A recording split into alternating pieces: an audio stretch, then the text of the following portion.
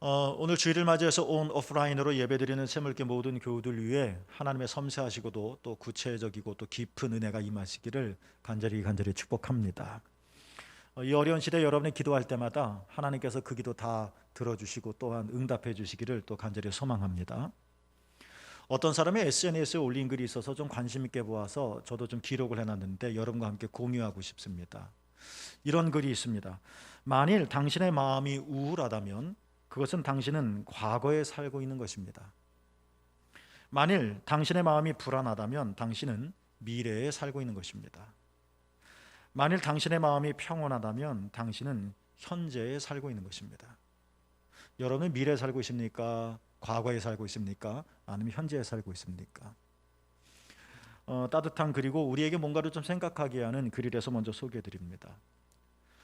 목회 상담학자들에 의하면 우리 인간에게 그다지 별로 도움이 되지 않는 두 가지 감정이 있다고 합니다.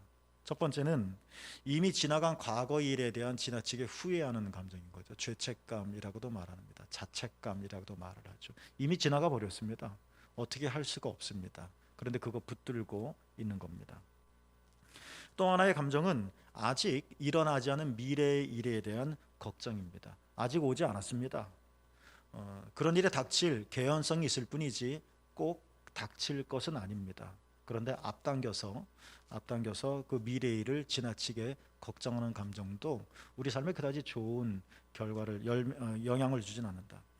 이 두 가지 감정이 문제가 되는 것은 이 두 가지 감정으로 인해서 우리는 지금 현재를 호흡하며 살아가고 있는데 하나님께서 우리에게 주신 현재의 순간순간들의 기쁨과 은총들을 내동댕이 치게 하고 그래서 우리 어떤 신앙의 삶의 목적지에 이르지 못하게 하기 때문이다. 는 것입니다. 여러분도 다 목적이 있을 겁니다. 삶의 목적이 있고 계획이 있죠. 우리 신앙생활에도 목적이 있고 계획이 있습니다. 내가 기도하는 목적이 있고 내가 말씀을 묵상하는 목적이 있습니다. 영적인 목적지가 있습니다. 우리는 그 길을 가고 있는 중이죠. 이런 모든 영적인 목적지를 향해 우리 한 걸음 한 걸음 나아갈 때 우리가 그렇게 시도하고 갈망하고 소원하는데도 그 걸음이 방해받고 때로는 중단하고 우회하고 멈추고 하는 이유가 있다면 목회 상담학자들이 말하는 것처럼 우리에게 스며드는 이 두 가지 잘못된 습관적인 감정이기 때문이다라는 것이죠. 어느 면에서 보면 오늘 시편 122편을 쓴 시인도 그런 것 같습니다. 고대 시대 때 이스라엘 사람들이 유일한 소망, 꿈꾸는 것, 그들의 신앙의 완성은 무엇이냐면 예루살렘 성전을 방문하는 것이었습니다. 순례자라고 말을 하죠. 오늘날 교회를 방문하는 것은 정말 쉬운 일입니다. 어디든지 교회가 있습니다. 그리고 그 걸음도 멀지 않고 또 자동차를 이용할 수도 있고 마음만 먹으면 쉽게 짧은 시간에 와 닿을 수 있습니다. 그러나 성경이 쓰여지던 고대 시대에 교회, 성전은 딱 예루살렘 하나밖에 없었고 그러나 그렇게 하나님이 계시는 거룩한 곳 성전, 예루살렘 성전에 가기 위해서는 정말 많은 시간을 들여야만 했습니다. 하루에 훌쩍 갔다 올 수 있는 거리, 상황, 여건 결코 아니죠. 그렇게 꿈꾸던 그래도 가고 싶은 이 하나님의 성전을 신앙의 동료들과 함께 시인이 이제 출발하는 겁니다. 신났겠죠. 가슴이 부풀었을 겁니다. 오랜 기간 동안 오랜 시간을 들여서 예루살렘 성전을 향하여 이 순례길을 막 걷기 시작한 시인, 거룩한 걸음을 지금 내딛었지만 이 시인의 상태가 좀 심상치가 않습니다. 찬송을 하며 또 하나님께 기도하며 오랫동안 준비하고 와, 내가 이제 하나님의 성전들을 밟는구나, 벌써 도착한 것처럼 감격스럽기도 하고 그러나 한 발, 두 발 하나님의 성전을 향하여 내 발을 내디딜 때마다 근심이 계속 몰려오고 있습니다. 생각해 보는 겁니다. 한 발 한 발 뗄 때마다 성전하고는 그 발걸음만큼 가까워지겠지만 반대로 뒤를 돌아보면 집하고는 그 발걸음만큼 멀어지는 거죠. 하루 이틀 뭐 이런 것이 아니라 정말 어떻게 보면 몇 달이 걸릴 수도 있는 이 긴 영적인 순례 기간 동안에 발을 뗄 때마다 순례자 안에 들어오는 걱정거리가 있습니다. 남겨진 가족은 어떡하지? 하는 겁니다. 가장인 나, 남자인 내가 오랜 기간 동안 집에 없다 보니 우리 애들은 잘 자랄 수 있을까? 집에 나쁜 일이 생기는 것은 아닐까? 대부분 농사를 짓던 시대였으니까 내가 그 몇 달 동안 농사를 못 짓는데 포도나무는 잘 자랄까? 감람나무는 어떨까? 밭의 일 걱정이 계속 들어오는 겁니다. 이 시인의 걱정은 뒤를 향한 걱정만이 아니라 앞일에 대해도 참 두렵기 그지없습니다. 그렇게 원했던 소원을 시작을 했었지만 쉽지 않은 걸음이었습니다. 이 먼 길을 내가 다치지 않고 병들지 않고 제대로 갈 수 있을까? 가다가 강도를 만나는 것은 아니겠지? 가다가 들짐승들에게 해를 당하는 것은 아니겠지? 가다가 길을 잘못 들거나 또 가다가 갑자기 일이 생겨서 되돌아야 되는 일은 없겠지? 아직 도착하지도 않은 일, 아직 완전히 다 걸어가지도 않은 하나님의 성전을 향한 이 걸음걸음 하나마다 앞일을 생각하니 덜컥덜컥 두려움이 몰려들어왔습니다. 이러던 시인이 문득 생각하는 겁니다. 야, 이러다는 안 되겠다. 내가 원하고 기도하고 응답받아 가는 이 성전을 향하여 가는 이 걸음걸음이 이런 식으로 가다 보면, 그러니까 과거에 대한 옛날 내 뒷일에 대한, 남겨진 일에 대한 걱정과 한숨과 앞으로 다가올 일에 대한 없을 수도 있는데 있을 거라고 가정하여 걱정스럽고 두려워하는 그 일에 대한 생각에 꽉 차다 보니 예루살렘 성전에 도달하지도 못하겠다라는 생각이 든 겁니다. 그래서 시인이 곧 마음을 고쳐 먹습니다. 그래서 이렇게 합니다. 여전히 한 인간으로서, 아비로서, 가족으로서, 연약한 사람으로서 이런 걱정, 저런 근심, 저런 두려움, 이런 후회가 물밀듯이 몰려오기는 하지만 도리도리 하면서 이런 생각들 떨쳐내는 겁니다. 그리고 시인은 이제 내가 한 걸음 한 걸음이 하나님의 은총임을 고백하기로 결심하고, 그래서 한 걸음 한 걸음이 깊은 시름과 한숨의 걸음이 아니라 이곳에 충만한 공기처럼 하나님의 은혜가 내 한 걸음 한 걸음에 가득하다는 것들을 경험하면서 시인이 기쁘게 걸어가기로 한 것입니다. 그래서 이 시인이 하나님의 성전을 향하여 걸어가면서 첫 마디가 이런 외침이죠. 여호와의 집에 올라가고자 할 때 내가 기뻐하였도다. 하나님의 성전에 올라가는 길은 우리 시대는 이해하기 어렵겠지만 그 시대에는 쉬운 일이 아니었습니다. 우리는 분명히 영적인 목적지가 있을 겁니다. 내가 기대하는 어떤 영적인 지점이 있을 겁니다. 내가 계획한 어떤 목표가 있을 겁니다. 거룩한 걸음을 우리는 뗍니다. 그런데 그게 쉽지 않다는 겁니다. 거기에는 수많은 도사리고 있는 위험들이 있고 유혹이 있습니다. 그리고 내가 마치 아브라함이 하나님의 음성을 받고 갈대아 그리고 하란을 떠나서 약속의 땅 가나안으로 온 것이 부름을 받은 아브라함에게는 순종의 길이었겠지만 적어도 성경상 그의 가족들에게는 하나님께서 말씀하지 않으셨는데 이의 가족들은, 그러니까 조카 롯이나 그 아내 사라는 아브라함을 통해서 들어온 것뿐인데 아브라함을 따라갔던 이 가족들의 고충을 우리는 좀 예상할 수 있지 않겠습니까? 그런 것처럼 우리가 어떤 영적인 거룩한 목표를 향하여 한 발 한 발 내디딜 때 그 목적지에 이르기까지 마치 시인이 예루살렘 성전을 향하여 가는 그 먼 길이 쉬운 일이 아니었었고 또 그 길 도중에 여러 일이 있을 것 같은 염려가 우리 안에 들어오지만 그래도 우리가 이 목적지에 도달하기 위해서는 이런 생각들을 지워버리고 여호와의 집에 올라가자 할 때 내가 기뻐하였도다. 따라 볼까요? 내가 기뻐하였도다.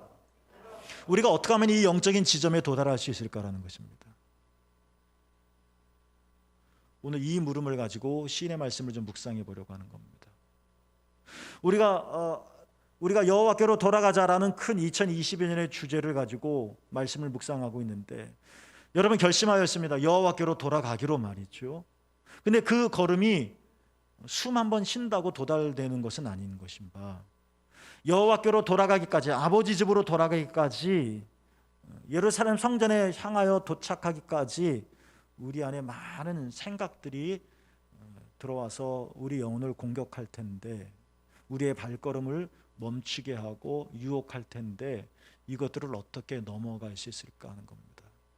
이거 시인이 첫 마디의 고백입니다. 내가 기뻐하였도다 라는 겁니다. 따라 보겠습니다.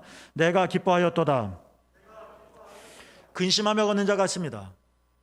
반면에 노래를 부르며 걷는 자가 있습니다. 두 사람이 똑같은 길을 걷고 있습니다. 이 두 사람의 공통점은 그들이 같은 길을 걷고 있다라는 것인데, 이것만을 제외하고는 어떤 것도 같은 것이 하나도 없습니다. 이렇게 같은 길을 걸어도 근심하며 걷는 자, 노래를 부르며 걷는 자는 모든 것이 다 다릅니다. 걸음의 무게도 다르고, 걸음의 시간도 다르고, 그리고 보다 더 중요한 것은 걸음의 결과도 다르게 나타날 것입니다. 강도가 도달할 때, 들짐승이 내 앞에 딱 서 있을 때, 집에 일이 생겼다고 무슨 전보가 날라왔을 때, 가정 있죠. 내 발걸음이 어이쿠 할 텐데, 그래 그때 우리가, 아니면 실제로 그런 일이 일어나지 않아도 마치 일어날 것 같은 엄습하는 이 두려움과 걱정과 염려가 내 발걸음을 멈추게 할 텐데, 이것들을 어떻게 우리가 넘어갈 수 있을까라는 겁니다. 이 영적인 목적지에 이르기 위해서 말이죠. 백혈병을 안고 있는 한 소녀가 있었다고 합니다. 존 포일이라고 쓴 사람이 쓴 책에 나와 있는 이야기인데요. 영성 지도자인 존 포일이 이 소녀를 만나게 되어졌죠. 백혈병입니다. 시한부 인생을 선고받았습니다. 만나기 전까지 존 포일이 생각하기를 많이 좀 상심했겠구나, 몸도 많이 수축되어져 있겠지라고 생각을 했습니다. 그런데 이 어린 소녀를 만났을 때 놀라웠습니다. 이 소녀는 매우 얼굴이 환하고 밝았다고 합니다. 소녀의 이 말을 들었을 땐 존 포일이 깜짝 놀랐다고 하죠. 이렇게 말했답니다. 제가요 요즘이 가장 행복해요 라는 말이. 백혈병에 걸렸고 의사사가 너는 얼마까지밖에 살지 못하겠다라는 소식도 들었는데 깜짝 놀랍니다. 야, 내가 영성 지도자 같다. 너 어떻게 그런 상황 속에서 이렇게 밝을 수 있어? 하고 물었죠. 얘야, 너는 이렇게 고통스러운 백혈병 치료를 받기 위해서 척추 주사를 계속 맞아야 되는데 아프잖아요. 고통스럽잖아요. 이렇게 고통스러운 척추 주사를 여러 번 맞는데 너 그거 어떻게 견뎌냈어? 라고 어린 소녀에게 물었고, 그러자 소녀가 존 포일에게 이렇게 대답을 했다고 합니다. 척추 주사를 여러 번 맞았어요. 아주 고통스러운 과정이죠. 그런데 그때 제 남자친구가 주사를 맞는 동안 손을 잡아준답니다. 저는 제 척추 안에 들어오는 주사바늘보다 제 손을 잡은 그의 편안한 손을 더 많이 느낀답니다. 아주 일상적인 얘기지만 존 포일이 이 소녀의, 어린 소녀의 이야기를 듣고 바로 이것이구나. 우리가 영성의 여행을 할 때, 순례의 길을 걸어갈 때, 하나님을 향한 그리스도 예수 안에서 어떤 목표점을 전하고 우리가 그곳까지 성장하여 이를 때, 그렇죠? 우리가 무엇을 선택하고 무엇을 바라봐야 할 것인가 하는 것입니다. 이 소녀의 목표점은 무엇입니까? 백혈병을 치료하는 거겠죠. 그리고 이 모든 치료의 과정들을 잘 몸으로 견뎌내는 거겠죠. 그렇지만 이 몸으로 견뎌내는 척추 주사는 무척 고통스러웠습니다. 한 번이면 눈 딱 감고 참겠지만 이 어린 나이가 어린 몸에 계속 뾰족한 주사를 맞는다는 건 정말 힘든 일이죠. 부인할 수 없는 일이고 거절할 수도 없는 일인 거죠. 그러나 이 소녀는 자기 앞에 놓여져 있는 두 가지 현상, 그러니까 주사바늘과 친구의 손, 이 두 가지 중에 무엇을 볼 것인가를 참 신앙적이고도 지혜롭게 잘 선택한 겁니다. 친구의 손을 잡았다고 해서 주사바늘이 주는 고통이 없는 것은 아니죠. 여전히 따끔하고 아프고 통증이 클 겁니다. 그렇지만 이 소녀는 여기서 친구의 손을 더 크게 보기로 하고 친구의 따뜻하고도 다정한 이 손을 선택하기로 한 겁니다. 존 포일의 이 책을 읽으면서 이런 생각을 해봤습니다. 이 소녀야말로 진정한 순례자가 아닐까라는 생각 말입니다. 우리는 기도합니다. 그런데 기도하고 나서는 여전히 큰 근심에 묶여 있습니다. 우리는 하나님을 찬송합니다. 그런데 찬송이 끝나면 우리는 덜컥 가슴이 내려옵니다. 우리는 우러러 하나님을 바라봅니다. 그런데 우리는 우러름 바라봄이 끝나면 우리 얼굴은 흉악해집니다. 두려움이 공격해 오기 때문에 그렇죠. 그러나 또 다른 어떤 사람은 일에 쫓겨 매일매일 그날 벌어 그날 살아야, 그래서 바쁘게 살 수밖에 없는, 하나님의 성전에 나서 기도할 수 혹 없다 할지라도, 그러나 그러한 사람이 하나님의 은총을 바라보며 매일매일을 기쁘게 살아간다면 이 두 사람은 분명히 다르게 사는 것일 겁니다. 여러분은 어떤 삶을 살기를 원하십니까? 프랑스가 깊은 암흑기를 지나고 있었을 때, 여러분 잘 아시죠? 노벨 문학상을 받은 좁은 문의 앙드레 지드가 있는데, 이 앙드레 지드보다 더 중요한 프랑스의 인물이 있다라고 인정받는 사람이 하나 있습니다. 근데 우리는 그 사람을 잘 모릅니다. 앙드레 지드가 워낙 유명을 해서 사람들이 그 사람을 가리켜, 야, 이 사람은 정말 참다운 그리스도인이야 라고 말을 합니다. 그 작가가, 소설가가 하나가 있습니다. 이 소설가가 누구냐? 이름이 뭐냐면 조르주 베르나노스라고 하는 사람인데요, 이 사람이 지은 소설이 민음사에서 나온 책 제목으로는 어느 시골 신부의 일기, 이 책 제목, 소설 제목입니다. 그러니까 신부 이야기입니다. 그러니까 프랑스가 카톨릭 국가니까 소설 제목 그렇게 사는 것 같아요. 내용이 이렇습니다. 한 젊은 신부가 위암을 맞았습니다. 그리고 고통스럽게 죽어갑니다. 당시 프랑스는 암흑기였으니까 사람들, 그리고 종교인들조차도 부정부패, 사리사욕에 빠져서 못된 짓 골라서 하고 자기 이익만 챙기고, 그러면서 하나님의 이름을 막 땅에 떨어뜨리는 그런 못된 짓을 하는 그런 시대였지만, 그리고 한 신부로서 동료 신부들이 다 그래도 이 소설의 주인공 젊은 신부는 이런 캄캄하고 위험한 세상 속에서도 반듯하게 하나님의 부르심을 보면서 등대처럼 살아갑니다. 물론 그 길이 쉬운 것은 아니었고, 사람들이 잘한다라고 존경하지도 않겠죠. 오히려 비아냥거리고 무시하고 그렇습니다. 그런데 이 등대처럼 살아가던 이 젊은 신부가 이렇게 죽어가고 있는 겁니다. 그 신부의 친구 신부가 있는데, 자기 친구가 죽어가던 소식을 듣고 와서 임종을 같이 지냅니다. 그래도 신부니까, 종교인이니까 임종 의식을 치르기 위해서 임종 신부를 부르자. 그러니까 마치 개신교적으로 말하면 장례 의식을 좀 치를 수 있도록 목사를 좀 부르자 하는 거죠. 요청을 했습니다. 친구는 점점 죽음의 시간에가 가까우는데 임종 신부는 오지 않습니다. 아직도 안 오는 겁니다. 오래전에 불렀는데도. 친구가 화가 납니다. 하나님을 향하여 원망이 솟아납니다. 교회가 줄 수 있는 마지막 위안마저, 그러니까 임종 의식이죠, 이 마지막 위안마저 내 친구가 받을 수 없다는 생각에 하나님께 원망을 쏟아놓습니다. 그리고 이 신부의, 자기 친구 신부의 죽음에 대해 많은 사람들이 아무 일 없다는 듯이, 자기와 상관없다는 듯이 목석 보듯이 아무 생각 없이 대하는 것에 보고도 화가 막 납니다.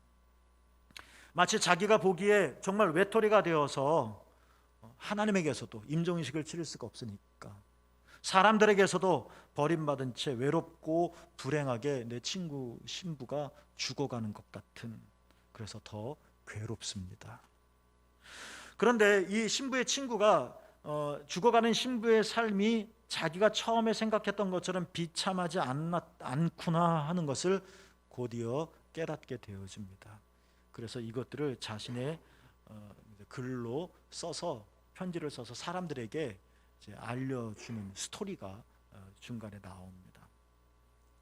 근데 이 어느 시골 신부의 일기라고 하는 소설에 아주 감동적인 대목이 하나 있는데, 요 경험을 하고 나서 요 때의 경험, 내 친구가 이렇게 비참한 사람이 아니야, 이렇게 사람들은 외롭게 죽어가고 있지만 이 사람은 절대로 외로운 사람이 아니야, 사람은 비아냥거리고 깔보지만 이 사람, 내 친구 신부는 정말 그런 사람이 아니야, 아주 깊이 체험하고 나서, 체험하는 그 순간이 있었는데 그 순간을 글로 표현을 하는데 이런 대목이 나옵니다.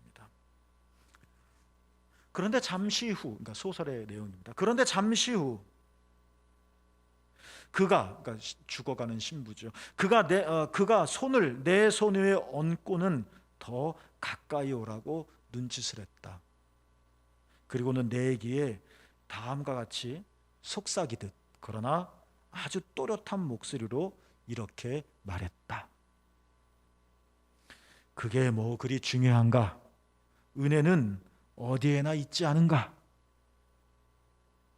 그리고 바로 그 순간 그는 하나님 곁으로 갔다. 짧은 말입니다. 그게 뭐 그리 중요한가? 저 개인적으로는 이 말이 많이 와닿았습니다. 우리는 중요하다고 여기서 바둥바둥거리며 소유하고 이것들을 누리려고, 소설의 이야기를 하나 빗대서 말하면 내가 평생을 이렇게 외롭게 살았는데 마지막 순간에는 임종 예식이라도 치를 수 있도록 막 움켜쥐으려고 하는 친구는 그랬는데, 정작 그 주인공 신부는, 죽어가는 신부는 말하는 거죠. 그게 뭐 그리 중요한가? 라고 말을 하는 겁니다. 아니, 하나님, 이 죽어가는 하나님의 종을 하나님 왜 눈여겨보시지 않은 겁니까? 이 타락한 종교시대 속에서 그래도 등대처럼 반짝반짝 지조를 지키며 하나님 우러러 살아왔었던 내 친구를 왜 하나님은 외면하시는 겁니까? 하고 화가 났던 그 시점에 죽어가는 정작 그 신부는 말한 거죠. 은혜는 어디에나 있지 않은가? 라는 말입니다. 평생을 주님 위해 정직하게 그러나 가난하게 병약하게 살아가던 신부, 그러나 마지막 순간은 사람들이 보는 것처럼 은혜 없는 시간인 줄만 알았는데, 요 대목을 지나면서 그것은 우리의 생각뿐이구나, 그 신부는 황량한 사막 가운데서도 하나님의 은혜를 누리고 있었다는 것입니다. 이 대목이 저는 이 소설이 가장 빛나게 해주는 것이 아닌가라는 생각을 해봤는데요. 오래전이었었죠. 이스라엘 사람들이 바벨론에 의해 멸망을 당했습니다. 이방인의 손에 의해서 예루살렘 성전이 무참히 쓰러져 갔습니다. 수많은 유대인들이 땅을 치고 통곡을 하며 바벨론 포로가 되어 끌려가면서 하나님을 향하여 원망합니다. 하나님, 우리는 하나님의 선민이지 않습니까? 하나님이 왜 우리를 지키지 않은 것입니까? 왜 우리가 이방인의 손에 의해 이런 일을 당해야 하는 겁니까? 땅도 잃고 나라도 잃고 하나님의 성전인 예루살렘 성전이 와르르 무너지는 것을 보면서 많은 사람들이 끌려가면서 울었습니다. 물론 이스라엘의 멸망을 예언했었던, 조국을 너무나도 사랑했었던 예레미야도 자기가 그런 이스라엘이 멸망할 것이다 예언을 했지만 그것을 목격하는 순간 예레미야도 슬펐습니다. 너무 마음이 아팠습니다. 그래서 이 예언자 예레미야도 자신의 멈출 수 없는 이 슬픔의 노래를 불렀고, 이 슬픔의, 예레미야의 슬픈 노래가 성경에 있습니다. 그게 예레미야 애가입니다. 예레미야서 뒤에 있는 거죠. 에스겔 사이에. 예레미야의 사랑의 노래가 아니라 예레미야의 슬픈 노래라는 뜻입니다. 슬프죠. 하나님의 은혜는 어디 있습니까?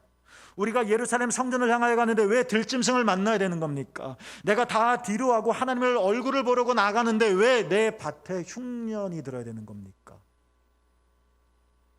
오래 기도하며 열심히 살려고 하는데 잠시가 아니라 왜 코로나는 3년째 되는 겁니까?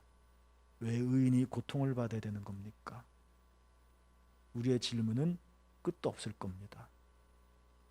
우리도 슬픈 노래를 부릅니다. 그렇죠? 여러분도 슬픈 노래 부르실 때 있잖아요. 예레미야 아주 짧은 책이지만, 예레미야 애가 매우 짧은 책이지만 슬픈 노래라고, 애가라고 하는 이 책 제목과 달리 근데 예레미야 애가를 읽어보면 놀라운 가사 하나를 발견하게 됩니다. 예레미야 애가 3장 22절과 23절에서 예레미야가 불렀던 노래의 가사인데요, 이렇습니다. 여러분이 잘 아는 말씀입니다. 이 노래 전체의 제목이 애가라고 하는 사실을 여러분 기억하시고, 그 많은 가사 중에 애가 3장 22, 23절 이 부분을 한번 묵상해 보세요. 온통 슬픔뿐인, 온통 무너진 먼지뿐인, 온통 사막화된 이 신앙의 세계 속에서, 애가 속에서 그래도 아주 청량하게 예레미야가 부른 노래입니다. 이렇습니다. 여호와의 인자와 긍휼이 무궁하심으로 우리가 진멸되지 아니함이니이다. 아니, 진멸됐는데요. 이것들이 아침마다 새로우니 주의 성실하심이 크시도소이다. 하나님이 이스라엘을 버렸는데요. 슬픔뿐인데요. 이스라엘 역사가 끊겼는데요. 다 포로로 잡혀갔는데요. 성전이 무너져서 더 이상 하나님을 예배할 수가 없는데요. 그런데도 이 슬픔 속에서 상상해 보죠. 눈물을 막 예레미야는 흘리면서, 가슴을 막 흐느끼면서, 떨면서, 그래도 예레미야는 이렇게 노래하지 않나 싶은 겁니다. 주님의 한결같은 사랑은 다함이 없습니다. 주님의 긍휼은 끝이 없습니다. 이거를 부르는 겁니다. 이런 사람이 진짜 예언자가 아닐까요? 삭막하게 냉정하게 법률 따지듯이 너는 멸망했어, 너는 멸망할 수밖에 없어 라는 단언적인 선포를 하는 자가 예언자가 아니라, 진짜 마음 아프고 진짜 걱정되고 두렵고 떨리고, 나는 고민 기도 응답받고 예루살렘 성전을 향하여 가지만 뒤를 돌아보면 걱정이 한두 가지가 아니고, 앞을 예상하여 생각해 보면 두려움 투성이고 애가죠. 그렇지만 시인은 내가 기뻐하리로다. 내 걸음걸음 하나가 무겁고 짊어지기 어려운 근심과 후회와 걱정과 두려움의 걸음이 아니라 사뿐사뿐 하나님의 은총의 구름 사이를 걸어가는 것과 똑같은 고백인 것입니다. 예루살렘 성전이 와르르 무너지고 동료들은 다 끌려가고 소망이 하나도 없고 하나님의 버림받아진 것 같고 애가죠. 그러나 그 깜깜함 속에서도 주님의 한결같은 사랑은 다함이 없습니다. 주님의 긍휼은 끝이 없습니다. 여러분, 이 고백을 하는 자가 70년을 견딜 수 있지 않을까요? 이런 고백을 하는 자가 몇 달이 걸렸는지 알 수 없지만 예루살렘 성전을 향하여 마침내 도달할 수 있지 않을까요? 온통 코로나 같은 암흑이 우리를 감싸는다 할지라도 이렇게 고백할 수 있는 자가 하나님의 은총을 결국은 만나서 이 돌덩이 같은 순례의 걸음을 완성할 수 있지 않을까요? 막막하고 힘들고 터널의 끝은 보이지 않는 이런 시대에 우리 한복판에 사는 것 같은데, 여기서 뒤통수 긁으며 내 자식은 내 밭은 사실이지만 뾰족한 주삿바늘이 내 척추를 찌를 때 아픔을 경험하는 것도 부인할 수 없는 분명한 현실이지만, 그러나 내 손에 느껴지는 따뜻한 친구의 손을 내가 집중하고, 내 걸음걸음 하나가 나를 떨리게 만드는, 두렵게 만드는 운명의 장난과 같은 걸음이 아니라 하나님의 은총의 걸음임을 생각하며, 성전이 무너지는 큰 아픔 속에서도 주님의 한결같은 사랑은 다함이 없습니다. 주님의 긍휼은 끝이 없습니다 라고 고백할 수 있는, 그러니까 이런 세상 속에서도 우리가 마음을 열고 주목해서 우리의 구원자가 되시고 우리의 주님이 되시는 예수님을 잘 살펴본다면 마치 까만 도화자 같은 아직 시커먼 하늘에 오히려 하늘이 시커멓기 때문에 별이 더 반짝반짝 초롱초롱 빛나는 것처럼 거기에 박혀 있는 무수한 하나님의 은총을 볼 수 있는 눈만 있다면 이것이 믿음이겠죠. 그 주님의 은총과 사랑을 발견만 할 수만 있다면 그것은 우리의 힘이 되어질 것이고 우리의 발걸음에 기쁨이 생길 것이고 우리는 그래서 예루살렘 성전의 은유적인 거죠. 성전에 도달하게 되어질 것이죠. 사랑하는 새물교 여러분, 주님이 여러분과 함께 하십니다. 우리가 이 설교 끝나고 407장 찬송을 부를 텐데 이 찬송의 가사를 한번 씹어 보십시오.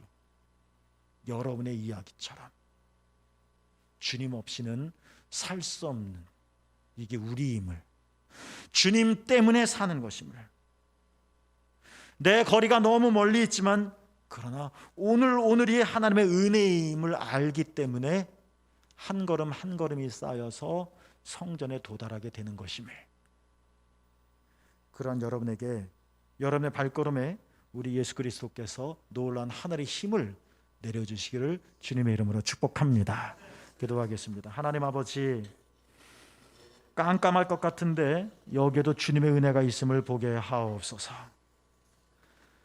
우리가 중요하게 여기는 것이 사실은 중요한 것이 아님을, 더 중요한 것, 은혜는 어디에나 있음을, 예루살렘이 성벽이 맥없이 무너지는 슬픈 상황 속에서도 주님의 한결같은 사랑은 다함이 없고 주님의 긍휼은 끝이 없음을 우리로 보게 하셔서 영원한 주님의 나라에까지 이르게 하옵소서.